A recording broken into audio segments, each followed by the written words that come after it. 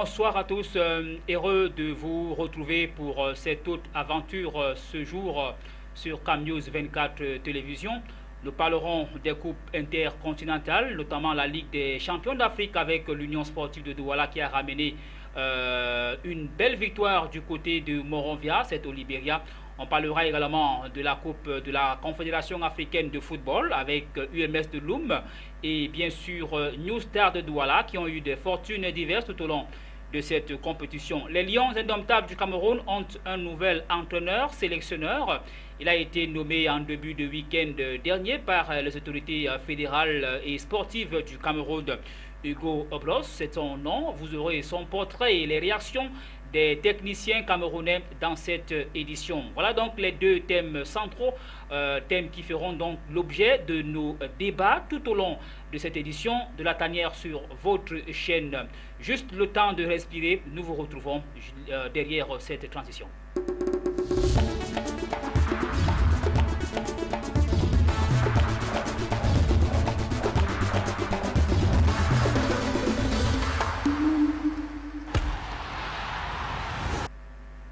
Voilà, merci infiniment et une fois de plus, soyez donc les bienvenus sur le petit écran. Nous allons dans quelques instants accueillir notre invité qui va nous accompagner tout au long de cette émission. Mais avant cela, pourquoi pas parler un tout petit peu des coupes intercontinentales, notamment la Coupe de la Confédération africaine de football avec la rencontre qui s'est disputée ici au Cameroun et à Douala qui a opposé UMS de Loum, champion de la, ou alors vainqueur de la Coupe du Cameroun contre le Deportivo de Mongomo, une formation de la Guinée équatoriale, arrivée donc au Cameroun vendredi dernier. Et bien samedi, les Équato-Guinéens de Mongomo se sont donc entraînés au stade de la Réunification. Ils ont profité de l'occasion pour reconnaître le stade, pour reconnaître donc la cuvette de Bépanda. Et nous avons fait un tour samedi dernier pour observer leur première séance d'entraînement. C'était au stade de la Réunification. À leur arrivée ce samedi au stade de la Réunification de Douala à 15h41, joueurs et encadreurs n'ont que le temps de descendre du bus et de fouler la pelouse. Une courte prière et l'entraîneur Antonio Poncho Milamdon ouvre la partie par les étirements. Les muscles décontractés, les joueurs peuvent alors toucher au ballon. À ce niveau, l'exercice est fait de courtes passes entre deux coéquipiers. On se la fait circuler, puis les joueurs se regroupent et procèdent à une autre phase, celle qui consiste à faire la passe à son partenaire en une seule touche. Le contact ici entre joueurs est permanent. Le but est de mettre en exergue vivacité, technicité et physique de chaque athlète. D'autres phases suivront, le tout ponctué de petites pauses de récupération. Les 20 joueurs vont travailler pendant plus d'une heure sous le regard de quelques supporters. Beaucoup scandaient les noms des 3 joueurs camerounais du groupe, notamment Ngosso, ex-gardien de but de Unisport de Bafang, ou encore Bakanda.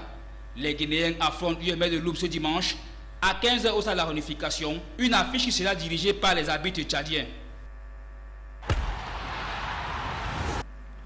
Voilà le Deportivo de Mongomo qui s'est donc entraîné samedi avant sa rencontre dimanche.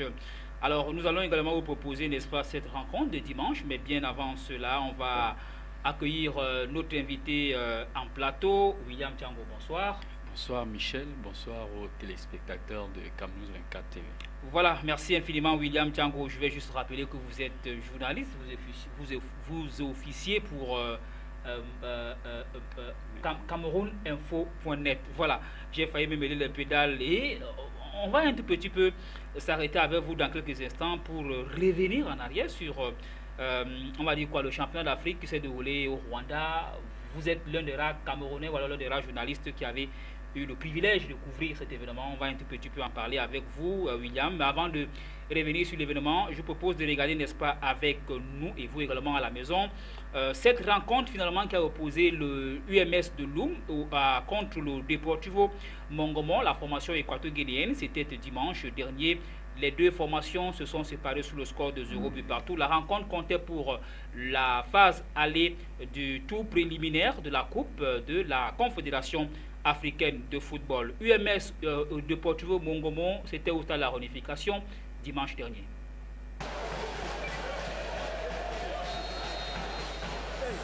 Devant un public composé du représentant de la région du littoral, UMS de Loum n'a pas réussi à marquer son entrée dans la compétition. Face aux Équato-Guinéens de Deportivo de Mongomo ici en vert, la formation de Loum qui joue son premier match international a manqué de baraka. Les 45 premières minutes auraient pu être avantageuses pour le club du Cameroun. Mais les attaquants des vainqueurs de la Coupe du Cameroun 2015 vont vendanger toutes les occasions de but. Heureusement que dans les buts, le jeune gardien Casimir Youmou de UMS enraye à son tour les occasions de but équato-guinéennes. C'est sur le score de 0 but partout que les acteurs rentrent dans les vestiaires. La reprise ne changera rien. Les attaquants Dan Abissene, Dego Christian de UMS ne trouvent pas la faille. Le gardien de but équato-guinéen Saponga Manuel aide sur tous les coups. Le trio arbitral tchadien met un terme à la partie sur le score nul et vient de 0 but partout. Dans 2 semaines en Guinée équatoriale, UMS devrait batailler pour se qualifier.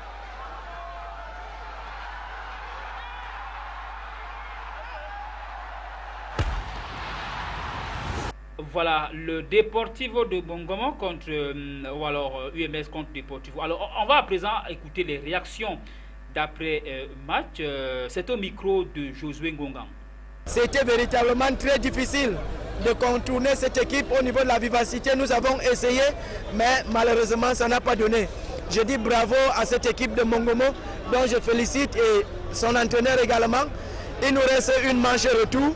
Allons également à Mongomo représenter non seulement le Cameroun, mais également notre championnat. Et là, montrer que s'ils sont venus décrocher un nul ici, nous pouvons également aller tirer une victoire là-bas chez eux. De loin, avec les actions que USM de Loma a eues, ils n'ont pas pu concrétiser. Ben, on peut dire on renaît quoi, on croit. Vous croyez qu'à la phase retour, Mongomo va vraiment faire son jeu pour passer ce tour préliminaire? Ouais, évidemment, parce qu'on est arrivé avec beaucoup de blessés. Et j'espère qu'au match retour, ils vont nous rejoindre et ça va être autre chose. Qu'est-ce qui n'a pas marché aujourd'hui contre UMS? Ce qui n'a pas marché aujourd'hui contre UMS, déjà, on a commencé avec une équipe beaucoup diminuée. Tout le monde n'est pas arrivé. Ceux qui ont l'habitude de jouer n'étaient pas là, on avait au moins 4 absents. Donc on espère qu'au match retour, on va les récupérer et ça va aller. Vous savez, chaque match a son histoire. On a fait le premier pas. C'est pas suffisant. Il va falloir qu'on continue à travailler pour pouvoir arracher la qualification là-bas.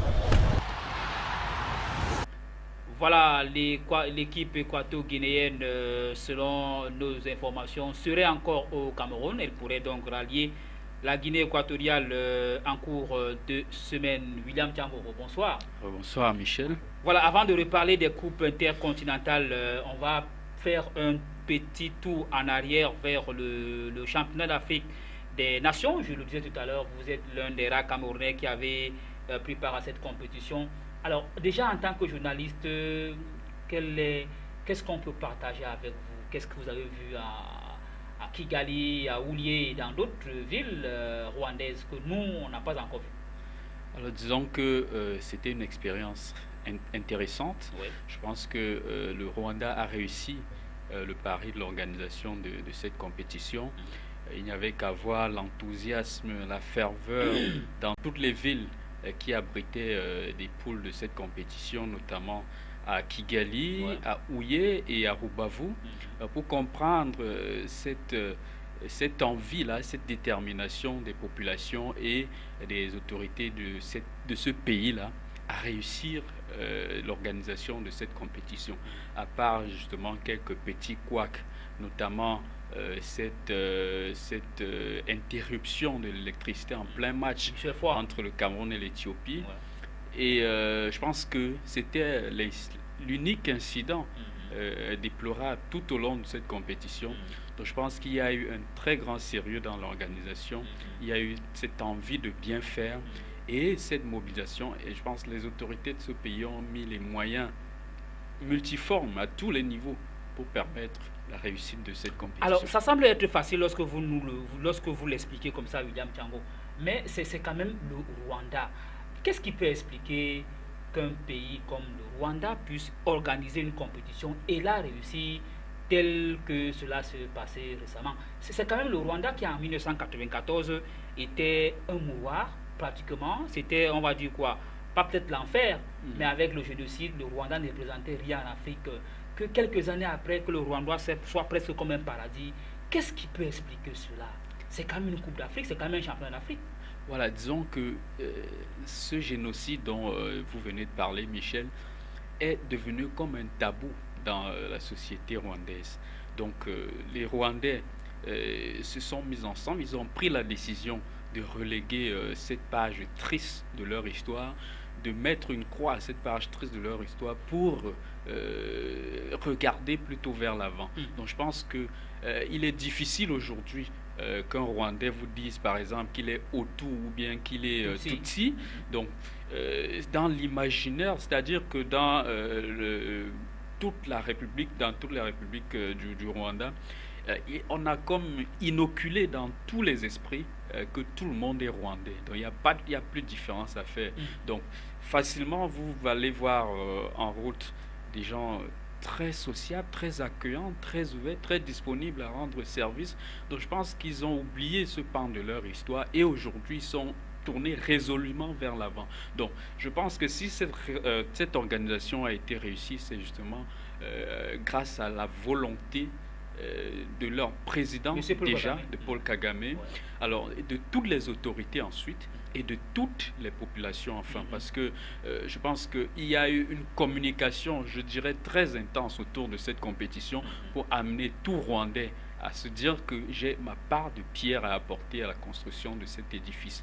Et je pense que c'est ce qui a été fait. Il n'y avait qu'à voir la volonté, la mobilisation des volontaires, c'est-à-dire qu'ils étaient très nombreux à travailler gratuitement, d'après ce qu'on nous a dit pour cette compétition. Donc l'idée étant tout simplement de faire en sorte que cela soit réussi à tous les niveaux. Donc tout le monde a mis en avant l'image du pays, l'intérêt du pays, et effectivement en se disant qu'en réalité c'est un essai pour avoir la confiance de la CAF pour d'autres compétitions encore plus intéressantes. Il ne faut pas oublier qu'avant ce CHAN, le Rwanda avait déjà organisé la Coupe du Monde des U17, la Coupe d'Afrique des Nations des U17. Alors, le Rwanda, d'après ce que nous avons appris, est clairement candidat pour l'organisation de la Coupe d'Afrique des Nations 2021. Donc, je pense que c'était un ballon d'essai, un galop d'essai qui, à la fin, se révèle avoir été une grande réussite. D'accord, je voudrais juste peut-être, bon, pas illustrer, mais je voudrais juste corroborer avec vous pour dire que justement, pour ce qui est de la population, il n'y avait qu'à voir en finale. L'équipe du Rwanda n'était pas qualifiée pour la finale, elle a été éliminée au quart de finale par la RDC, mais vous avez vu qu'en finale, le stade était archi-comble. Voilà, effectivement, ça ne s'est pas vu qu'à la finale. Donc, il fallait... J'ai été... Le premier jour où je me suis rendu au stade, c'était au stade Nyamirambo de Kigali, c'était le stade régional, où était basée la poule C, la poule du Nigeria, du Niger, de la Tunisie et je crois de la Guinée. Donc, j'étais impressionné par le nombre de personnes qui venaient supporter, qui venaient faire, comment je veux dire, donner de la voix dans les gradins lors des matchs Niger, Nigeria et Tunisie, Guinée. Donc on n'avait pas l'impression d'avoir deux équipes qui viennent d'ailleurs. Voilà, donc on a essayé de comprendre comment on a pu avoir autant de monde pour un match Guinée, Tunisie et pour des matchs Guinée, Tunisie et Nigeria, Niger. Et c'est là où on a fait comprendre que dans toutes les villes, on a mobilisé les jeunes justement pour aller supporter toutes les équipes du tournoi. C'est un gros travail de communication. Un très gros travail, et il y avait tous les moyens étaient mis à leur disposition pour que cette entreprise-là, cette initiative-là soit effectivement une réussite. Et il y en a affrété des dizaines de bus pour transporter les jeunes tous les jours qui viennent vivre ce genre de rencontre. Et puis, une autre chose que je voudrais vous dire, c'est que même le Cameroun, quand vous voyez les drapeaux camerounais flotter dans les gradins lors des matchs, ce n'étaient pas les Camerounais, c'était des Rwandais pour la plupart qui se sont organisés pour que toutes les équipes participant à ce tournoi aient des supporters, ne soient pas orphelins de supporters. D'accord. On va encore prendre 2 petites minutes pour parler du Rwanda avec vous, William Tchango. Il n'en demeure pas moins vrai que c'est quand même le Rwanda et que William Tchango, c'est vrai, vous êtes journaliste camerounais, Ouais. Vous aviez l'histoire de ce pays avant d'y aller. Est-ce que lorsque vous êtes arrivé au Rwanda, vous n'avez pas des appréhensions? Est-ce que vous n'avez pas une appréhension par rapport justement, n'est-ce pas, à 1994? Peut-être la question n'est pas là, mais Ouais. est-ce que au Rwanda, lorsqu'on sillonne la ville, il n'y a pas quelques vestiges justement de ce génocide-là? Est-ce qu'il n'y a pas des endroits qui font penser à ce qu'en 1994, il y a eu ci, il y a eu ça? Vous, en tant que journaliste, est-ce que vous n'avez pas cherché à savoir exactement? Non, et je vais vous surprendre en vous disant que aujourd'hui, à Kigali particulièrement, c'est difficile de retrouver les vestiges du génocide de 1994. Il faut dire que c'est une ville qui est en pleine reconstruction. C'est-à-dire que quand vous êtes à Kigali, c'est difficile de trouver, de voir des bidonvilles. Ce que nous avons appris là, c'est que tous les bidonvilles ont été rasés complètement pour laisser place à des bâtisses, à des constructions un peu plus modernes, plus futuristes. Donc c'est une ville qui a décidé, c'est un pays qui a décidé comme ça de repartir complètement sur de nouvelles bases. Donc maintenant, pour avoir des informations sur le génocide rwandais, il faut peut-être se rendre dans des endroits consacrés comme le mémorial du génocide par exemple, ou alors dans des musées qui ont été érigés justement pour que tout le monde qui vient au Rwanda essaye d'avoir une idée de ce qui s'est passé en 1994. Donc je pense que c'est difficile qu'un Rwandais te parle du génocide aujourd'hui. C'est-à-dire que on a fait en sorte qu'il y a une communication pour amener les populations à oublier complètement cette page triste, cette page trop sombre de leur histoire. Et aujourd'hui, tout le monde est tourné vers l'avenir, en réalité. C'est le plus important. Voilà, c'est le plus important. Et à tous les niveaux, on voit comment les efforts sont en train d'être faits pour que cette histoire soit peut-être oubliée par tout le monde. Donc, vous avez demandé si j'avais des appréhensions en m'y rendant. C'est vrai que vous, en tant que jeune journaliste, voilà, j'ai pris quand même la peine de me renseigner, de savoir quel est le Rwanda d'après génocide, comment le Rwanda se porte aujourd'hui. C'est vrai que mes proches avaient de petites appréhensions, mais très vite quand je suis arrivé, les réalités qui m'ont un tout petit peu surpris m'ont permis de leur rassurer qu'en réalité nous n'avons aucun problème en étant dans ce pays-là. Surtout que c'est un pays qui a des populations très polies, très gentilles et très propres. Voilà, venant d'un journaliste, on ne peut que dire, on ne peut qu'acquiescer. Il fallait bien qu'on partage, n'est-ce pas, cette partie d'histoire avec vous. William Tchango, vous savez, le journalisme, c'est aussi ça, c'est l'histoire. Et vous avez eu la chance de vivre cette réalité, n'est-ce pas, en face, chose que personnellement, en tant que journaliste présentateur de cette émission, j'ai pas encore eu cette possibilité d'aller au Rwanda. Donc je tenais à ce que nos téléspectateurs partagent cette histoire avec vous, avec nous. Merci infiniment William d'avoir accepté d'en parler. C'est moi qui parce qu'il faudrait également que vous acceptiez. Alors on va à présent revenir pour parler football et sport. C'est vrai qu'au Rwanda on parlait également football en rappelant que c'est la RDC, n'est-ce pas, qui a remporté la finale du CHAN sur le score de 3-0 devant le Mali. Voilà ce qu'on pourrait donc dire sur ce qui est de cette compétition. On va donc revenir maintenant aux coupes intercontinentales pour rapidement vous proposer le point, n'est-ce pas, avec les clubs camerounais. Ils étaient 3. Deux étaient engagés en Coupe CAF, UMS de Loum et New Stade de Douala, qui a été battu par le Renaissance de Djamena au Tchad 1-0, et l'Union Sportive de Douala, qui est la seule formation engagée en Ligue des Champions, puisque Coton Sport va plutôt entrer dans l'autre phase. Pour le moment, ce sont les phases préliminaires. Et Union est allé battre, n'est-ce pas, le Nimbia United du Libéria sur le score de Morovia, sur le score de 3-1. On va faire donc le point des rencontres des équipes camerounaises. Et juste derrière, on revient parler cette fois-là, on revient débattre un tout petit peu avant de parler des Lions indomptables du Cameroun. Grâce au doublé de Samuel Lane et du but du milieu défensif Echo, l'Union sportive de Douala peut être certaine de passer la phase préliminaire à la manche retour à Douala face au Libya United du Libéria dimanche. Les Verts et Blancs du littoral n'ont pas fait dans le détail. Leur score de 3-1 acquis à l'extérieur est un gros atout pour le match retour. Tout le contraire de UMS de Loum et de New Stars de Douala en Coupe de la Confédération africaine de football. La formation de Loum a été tenue en échec sur ses propres installations par le club équateur-guinéen de Deportivo Mongomo, 0 but partout.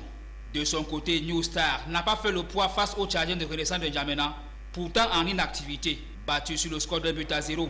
New Star devra batailler ardemment pour espérer se qualifier dans 2 semaines. D'ici là, les ambassadeurs camerounais vont rôder en championnat le week-end prochain.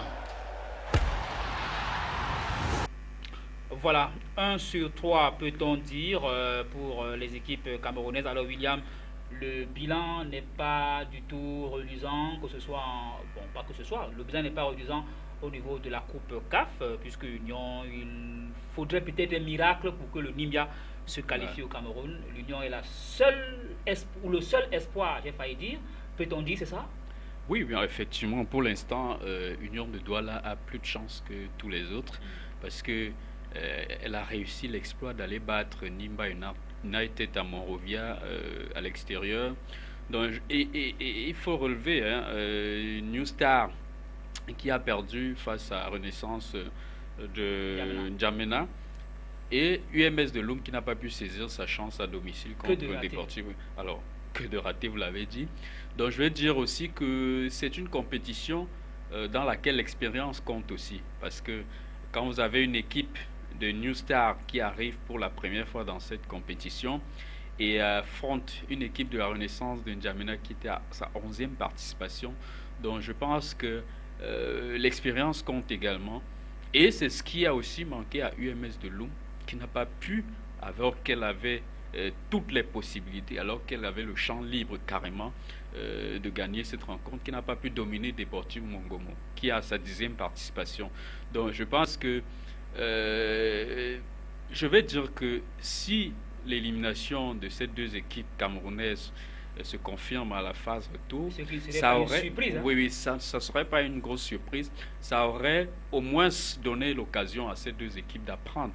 Et à la prochaine occasion, je pense qu'elles feraient l'effort de ne pas justement commettre un certain nombre d'erreurs. En même temps, est-ce qu'on n'a pas participé? Quand je dis on, est-ce que au Cameroun, ceux qui sont en charge d'organiser le championnat n'ont pas participé à ce que ces équipes-là puissent, n'est-ce pas, faire ces prestations, quand on sait que le championnat a commencé timidement et que peut-être si le championnat avait commencé un peu plus tôt, peut-être que ces équipes auraient pu, avec plus de rencontres dans les jambes. Oui, effectivement. Quand vous voyez une équipe de UMS de Loum, par exemple, c'est une équipe qui a été recomposée au moins à 40-50%. Voilà, donc ça veut dire que les automatismes n'ont pas encore été retrouvés entre les joueurs. La mayonnaise n'a pas encore véritablement, pris. Donc, quand vous voyez un gars comme Aruna Ndang Abissene, c'était pas le même qu'on a vu à Bamboutos Club de Mbouda. C'est-à-dire qu'on a senti un joueur qui n'avait pas encore retrouvé la pleine mesure de ses formes et qui n'avait pas encore retrouvé un certain nombre d'automatismes. Donc c'est la raison pour laquelle on a vu pas mal de buts, pas mal d'occasions vendanger vers la fin de la partie, avec notamment un Dumo dont on connaît la force de frappe sur le côté droit qui a été incroyablement maladroit.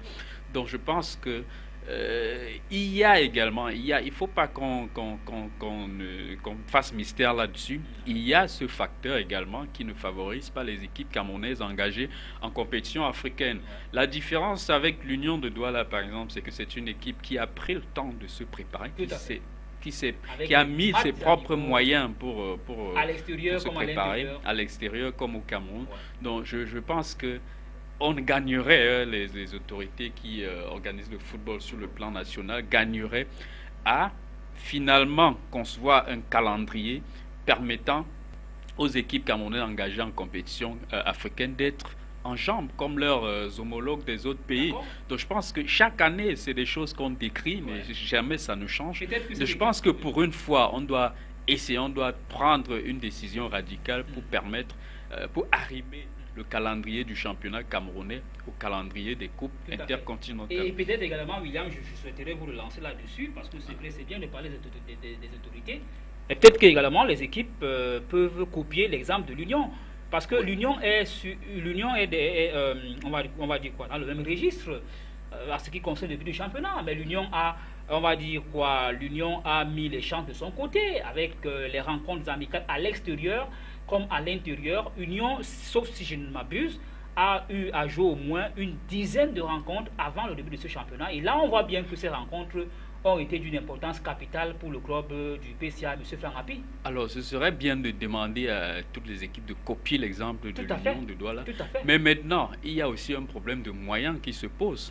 Je ne suis pas sûr que les autres équipes disposent des mêmes moyens que l'Union. C'est vrai que si on s'arrête à New Star et à UMS, il est fort possible que ces équipes-là puissent faire autant que l'Union. Oui, mais ça demande un ensemble de choses que certainement que ces équipes n'ont pas. Quand on parle de moyens, les équipes comme New Star, UMS de Loum sont des équipes qui reposent sur un seul individu. Contrairement à l'Union de Douala, par exemple, qui est une structure bien organisée, avec des millions de supporters qui s'engagent pour la cause de l'équipe. Donc voilà une petite différence. Je ne dis pas que c'est une différence très décisive, mais je pense que il y a aussi à côté un management. Oui, c'est là que je peux vous rejoindre. Il y a au niveau du management, un ensemble de choses qu'il faut affiner.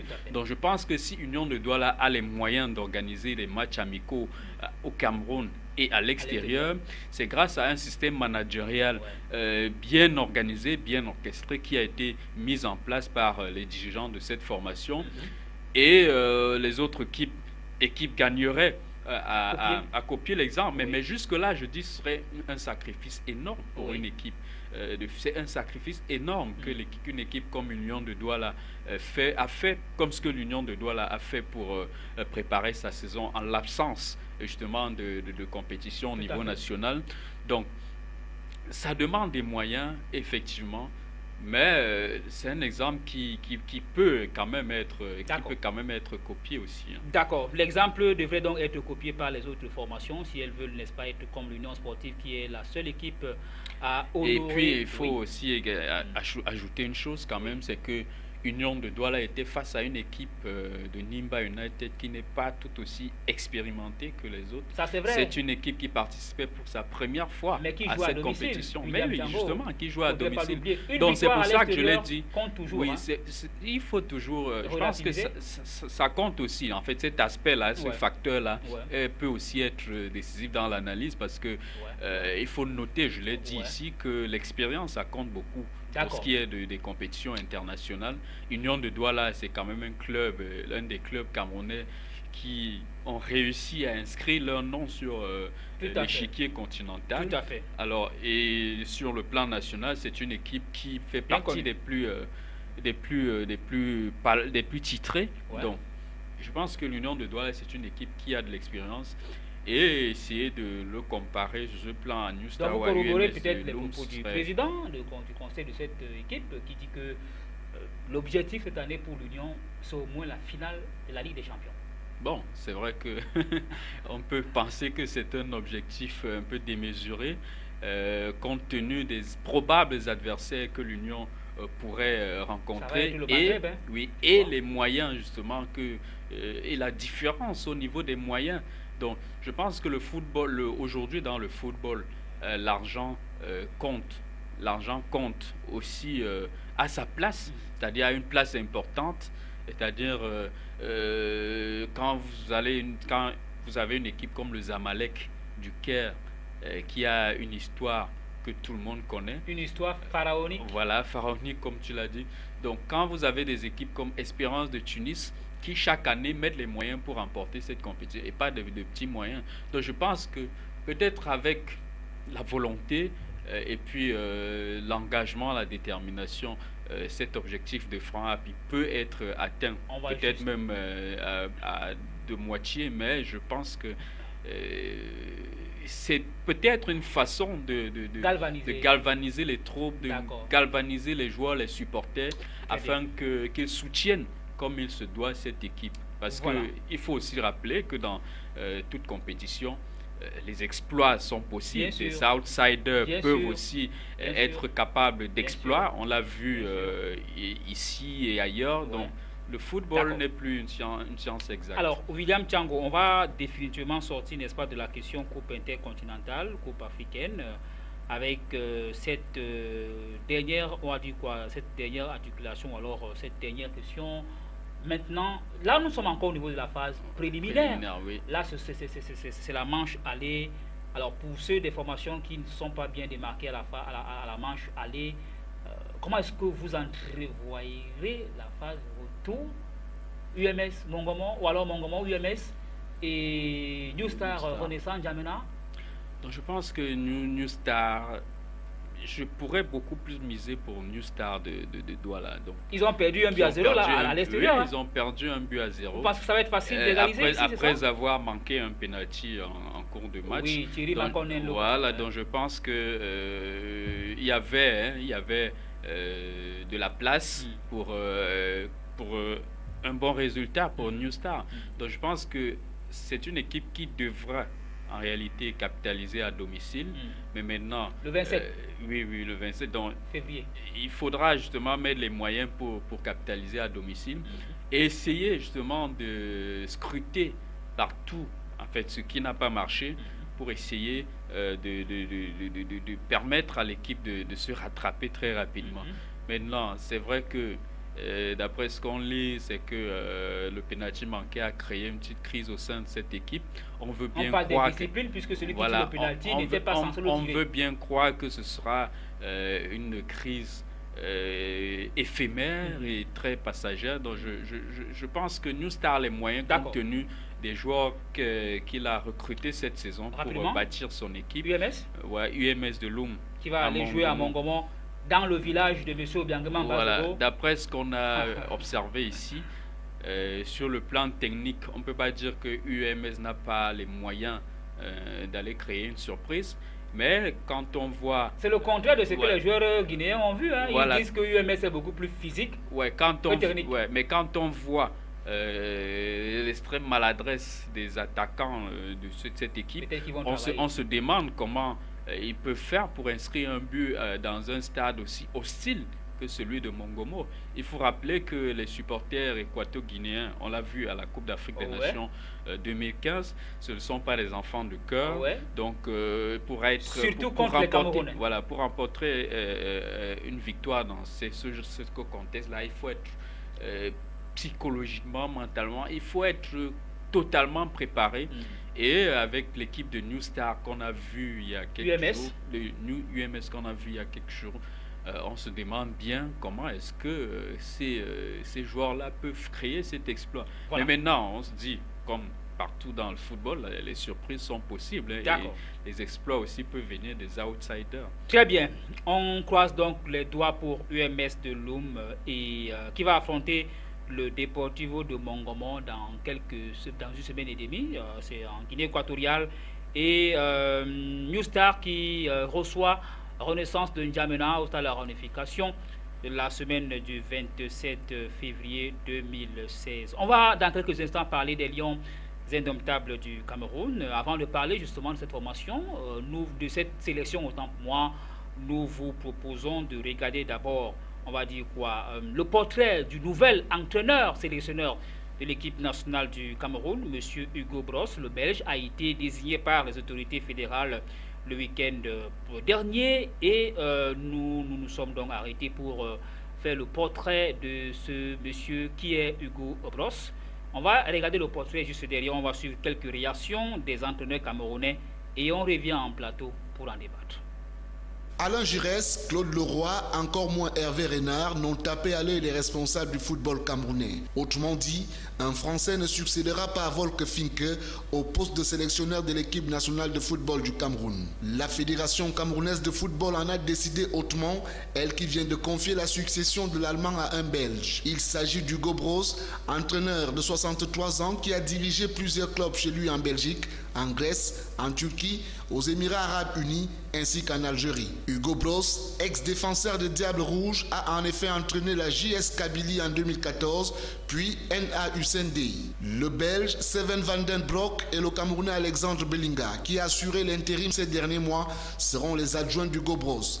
Un choix entériné ce 12 février 2016 par le président de la Fédération camerounaise de football, Tombi Aroko Sidiki. Une surprise, surtout que le nommé est loin d'afficher le CV et les états de service de ses supposés rivaux pour le poste de coach des Lions indomptables. Hugo Broos devrait faire ses grands débuts le 26 mars à Limbe face à l'Afrique du Sud en éliminatoire de la Coupe d'Afrique des Nations 2017. Sa mission sera de qualifier le Cameroun pour la CAN gabonaise et pour la Coupe du Monde 2018.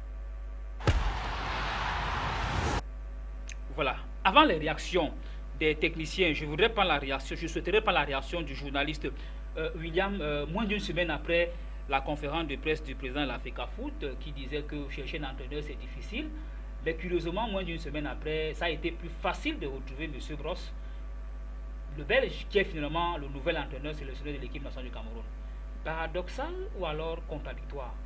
Bon, je pense que c'est le fait de nommer Broos à la tête de la sélection nationale a été une grosse surprise pour l'ensemble de l'opinion nationale, d'autant plus qu'on n'avait jamais vu son nom sur la shortlist présentée par la fédération. Donc je pense que c'est normal que les Camerounais s'interrogent aujourd'hui pour savoir qu'est-ce qui a finalement présidé au recrutement plutôt du sélectionneur belge, voilà, plutôt que du sélectionneur belge, que les Alain Giresse et les autres dont les noms étaient avancés avec insistance. Donc, et aujourd'hui, puisqu'on a annoncé une réunion d'explication au niveau de la primature, au niveau de la primature, donc je pense que ce serait important que la fédération explique un peu ce choix au public sportif camerounais, au public qui s'intéresse au football, parce qu'il y a sûrement eu quelque chose entre la publication de la shortlist et la nomination de Hugo Broos qui n'était pas dans cette shortlist-là. Très bien, voilà la réaction du journaliste. On va maintenant prendre celle, n'est-ce pas, des techniciens. Nous sommes allés rencontrer quelques-uns ce jour. Je dois vous avouer que ça n'a pas été facile. Ça n'a pas été facile. Sur on va dire quoi, l'échantillon de 5 ou 6 techniciens, eh bien on a réussi à avoir 2 réactions, parce que tout le reste, personne ne voulait dire un mot sur la question de la nomination du nouvel entraîneur. On n'a rien compris, mais on a quand même fait des pieds et des mains. On vous a ramené ces 2 réactions. On va les écouter juste derrière, on revient à nouveau pour en débattre avec notre unique invité en plateau. C'est un technicien. Selon les médias de la place, j'ai un peu suivi son palmarès en tant que joueur d'abord et en tant qu'entraîneur. Je crois que même l'équipe nationale dans son pays. Je ne crois pas que je sois à même de le juger, de croire que d'être pessimiste ou optimiste, il ne faut pas le faire. Je crois que nous devons attendre le maçon que de mieux être un peu plus indulgent. Ce n'est pas la peau qui entraîne, mais c'est l'homme qui entraîne. Disons qu'on vient de nous servir une fois de plus, c'est un plat assez fade. Même tiède à la limite, parce qu'on a attendu tout ce temps qu'on dise Hugo Broos. Nous nous souvenons qu'il n'était pas dans la shortlist. Nous nous souvenons que la dernière fois ça avait été aussi la même chose. On nous a vendu un entraîneur qui n'était pas dans la shortlist. Et à la fin, on est déçu. Déçu simplement parce que le profil de l'impétrant, entre guillemets, ne sciait pas au problème du Cameroun, parce qu'on cherche un entraîneur pour résoudre les problèmes qui se posent à la sélection. Qu'est-ce qui nous apportera comme solution? Vraiment, je ne vous fais pas un procès d'intention, mais personnellement, je suis outré, à la limite, navré par ce qui nous arrive. Ce n'est pas cette expertise-là qui nous manque, c'est localement. Et quand on préteste que c'est une main-d'œuvre moins chère, je rappellerai à l'intention de beaucoup de gens qu'il y a des Camerounais qui ont même voulu entrer cette équipe gratuitement. Donc, entre gratuit et 10 millions, il y a quand même un écart. Donc, Hugo Broos, bon, on va attendre de venir. On nous a voué aux portions congrues en laissant le coach Belinga second adjoint.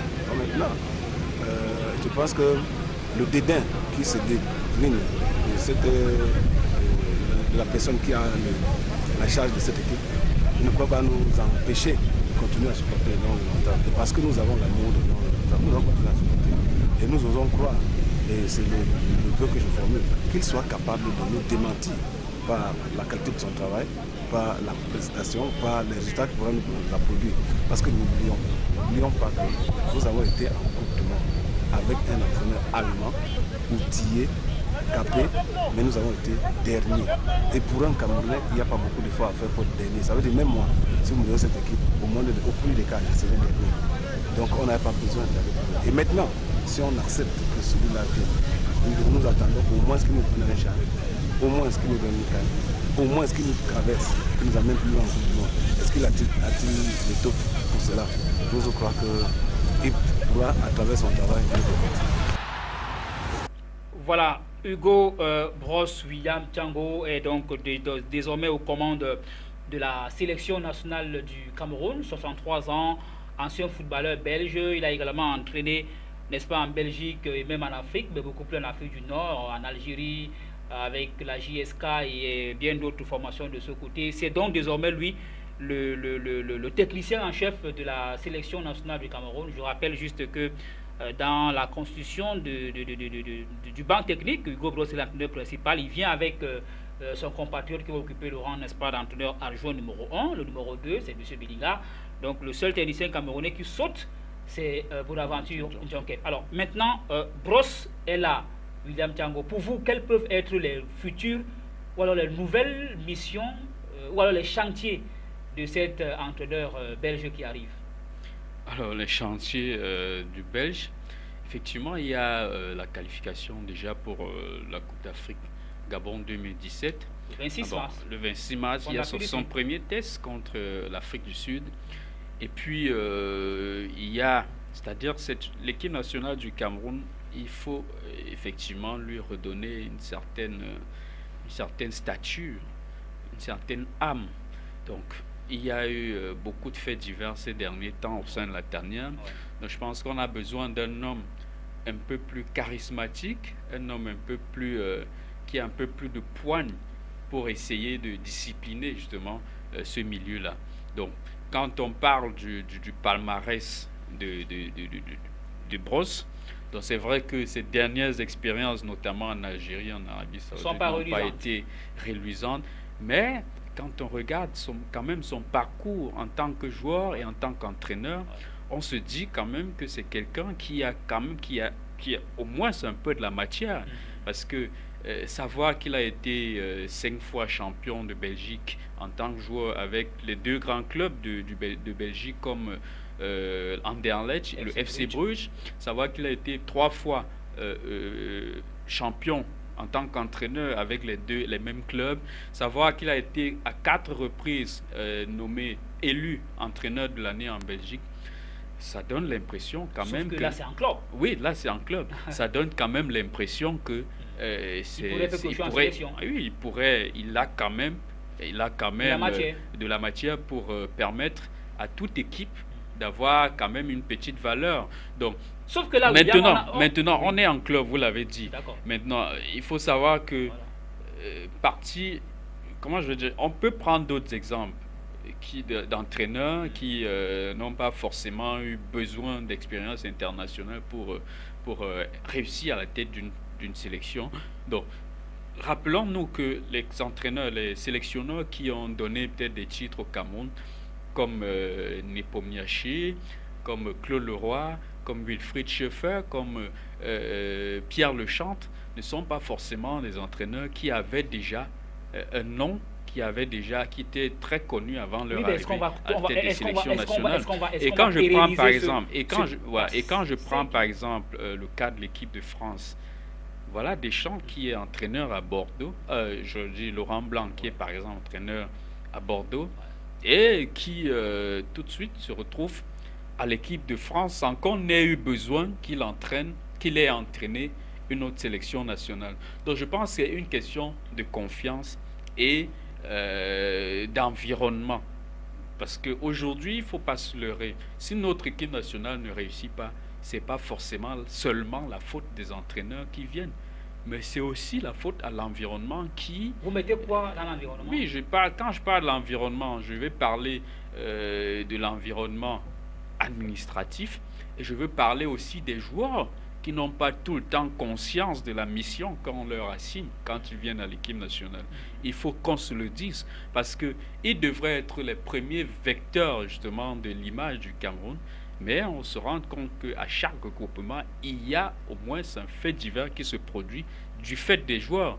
Donc je pense qu'il faut d'abord que les joueurs qui viennent à l'équipe nationale sachent qu'ils ont une mission qui est celle d'abord de redorer l'image du Cameroun, donner le blason du Cameroun. Je rappelle jusqu'au récent classement, on était 62e. Voilà, et qu'ils ont intérêt à être très concentrés quand ils viennent parce que il s'agit de défendre les couleurs de la patrie. On ne va pas aussi oublier, n'est-ce pas, William Thiango, ses autorités sportives et même fédérales qui tirent aussi cette équipe par le bas parce que voilà une influence totale sur la sélection et parfois essaie, n'est-ce pas, d'influencer les choix de l'entraîneur. Voilà, donc quand je parle d'environnement, c'est un peu de tout cela. Très bien. C'est-à-dire qu'il faut une révolution des mentalités au niveau même du Cameroun. Et là, vous avez l'impression que Bros pourrait casser, n'est-ce pas, ce mythe Fecafoot et même Minsep là? Ça pourrait être... non, c'est-à-dire on ne peut être sûr de rien. Voilà. Mais maintenant, ce qui est sûr, c'est qu'on a eu des entraîneurs dont on croyait qu'il pouvait réussir cette mission-là, notamment Paul Le Guen qui traînait derrière lui un parcours vraiment extraordinaire. Ouais. Donc, je pense que c'est-à-dire tel que c'est engrainé aujourd'hui, ça semble une mission un peu difficile. D'accord. Mais justement, on ne désespère, il ne faut jamais désespérer parce que même au niveau des institutions, on se dit qu'à un moment, tout le monde va prendre conscience de ce qu'on a besoin justement de changer les mentalités. Voilà. William, justement, le contexte dans lequel M. Bros arrive, pour vous, ne vous fait-il pas peur? Le contexte actuel du football camerounais. Bon, c'est dire que ça ne fait pas peur. Ce serait un peu peut-être faire preuve de mauvaise foi. Mais je pense qu'aujourd'hui, on est dans une situation un peu, je vais dire ça comment, on est dans une situation un peu difficile, un peu trouble. Oui. Voilà, parce que on se rappelle du nombre de nombre de plaintes qu'il y a au niveau du TAS. On se rappelle aussi du conflit post-électoral. On se rappelle beaucoup plus aussi de cette surprise qu'il y a eu à l'annonce de Bros, parce que Bros n'était pas attendu. Moi, je pense que vous l'avez dit, il n'était pas à la shortlist. Oui, il n'était pas à la shortlist. Il arrive là comme un cheveu à la soupe. Le principal problème pour moi, c'est à ce niveau. Le principal problème, c'est à ce niveau parce que au niveau des conflits post-électoraux, on va dire qu'il y a quand même, on va se dire qu'il y a une équipe qui est en place, qui essaie de travailler, et qui essaie de se mouiller. Ou pas, mais on travaille d'abord. Oui, il y a une équipe qui est là, qui est en train de travailler et qui n'est pas en train sûrement de très mal travailler. Donc, je pense que le problème, à mon niveau, ce qu'il faudrait expliquer aux Camerounais en ce moment, c'est les conditions qui ont présidé à l'arrivée plutôt de Bros à la tête de l'équipe nationale que des autres techniciens qui étaient annoncés dans la shortlist. Donc je pense que c'est à ce niveau-là que la Fecafoot devrait, et le ministère des Sports et de l'Éducation physique devrait s'expliquer. Très bien. Et je pense qu'il y a certainement, comme je l'ai dit tout à l'heure dans mes propos liminaires sur ce sujet, il y a certainement un ensemble de situations qui ont abouti à la nomination de Bros. C'est-à-dire que, contrairement à la shortlist qui a été présentée, ce serait bien qu'on nous explique cela.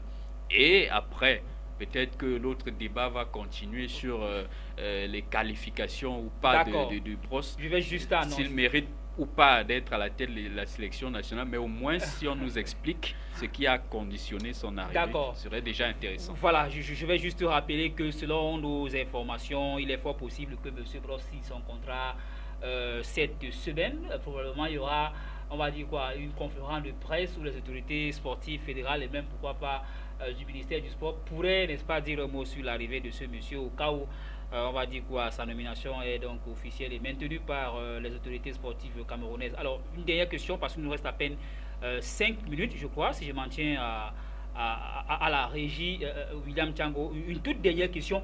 Vous suivez la sélection nationale du Cameroun depuis un bon bout, comme moi également. Vous êtes journaliste, alors Brosse pourrait peut-être prendre les commandes, disons-le ainsi, de l'équipe nationale du Cameroun. Vous connaissez les problèmes de cette sélection nationale-là en ce moment. Alors, pour aider Hugo Brosse à bien mener, n'est-ce pas, on va dire quoi, sa mission, je dis pour l'aider, parce que le journaliste a également cette mission d'aider, n'est-ce pas, ces gens-là à bien mener leur mission. Alors, vous, journaliste, vous pourriez conseiller quoi à M. Brosse? Qu'il prenne cette chose-là par quel bout? Alors, tout ce que je pourrais conseiller à Hugo Brosse en tant que journaliste, c'est d'être peut-être le plus honnête possible, hein, le plus honnête possible et le plus charismatique possible. Parce que en réalité, ce qu'on a souvent décrié au niveau de nos sélections, c'est justement le manque de charisme des entraîneurs à diriger cette pléthore de stars qu'on présente parfois comme étant des enfants gâtés. Donc, je pense qu'il faut un entraîneur qui a de la hauteur, qui est capable justement de mettre chacun à sa place. Et en plus, on a besoin d'un entraîneur sérieux et honnête, qui n'a pas besoin de pot de vin ou de quoi que ce soit pour convoquer un joueur. On veut un entraîneur qui n'est pas susceptible, qui n'est pas influençable. Encore même maniable. Oui, justement par les autorités ou bien tout cela qui gravite autour du football. On veut un entraîneur fin. S'il faut me résumer en 2 adjectifs, on veut un entraîneur honnête, on veut un entraîneur charismatique à la tête des Lions indomptables. Voilà. Alors, avant de partir, William Thiango, nous allons faire le point de la 3e journée de Ligue 1 pour que les téléspectateurs ne nous en veulent pas, qu'ils ne disent pas que qu'est-ce qui se passe. Il y a eu la 3e journée passée de Ligue 1 qui s'est disputée le week-end dernier et elle a été marquée par la première victoire des Dragons de Yaoundé, mais aussi la première défaite, n'est-ce pas, en championnat de l'un des leaders, Young Sport Academy de Bamenda, mais aussi la énième défaite de les Astres de Douala qui ont été battus à Bouddha sur le score de 3-1. Le point de la 3e journée, lorsqu'on revient, c'est pour clore le débat.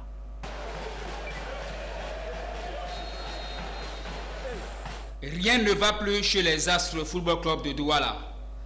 Après 3 journées, le compteur du club de la capitale économique affiche toujours 0 points. 3 sorties, 3 défaites, 7 buts concédés contre 2 marqués. Contre Bamboutos de Bouddha dimanche, l'équipe a été battue sur le score de 3-1 par les Mangwa Boys. Une défaite qui plonge la formation au fond du classement avec 0 points. La 3e journée a été aussi marquée par la première victoire de Dragon de Yaoundé en championnat contre Young Sport Academy qui signait à son tour sa première défaite. Pour le reste des affiches, Apegès de Mfou et le Canon Sportif de Yaoundé se séparent 2-2, 1 but partout. Score nul et vierge entre Botafogo et Aigle-Noir de la Ménois. Unisport de Bafang et Edil Sport de la Léti. Cosmos du Mbam s'impose devant Lyon blessé de Foutouni. 1-0. Les rencontres de la 3e journée, Union Sportive de Douala, Panthère du Nez, Racing de Bafoussam, New Stade de Douala et Coton UMS de Loum ont été reportés à une date ultérieure à cause de l'engagement de ces formations en Coupe intercontinentale.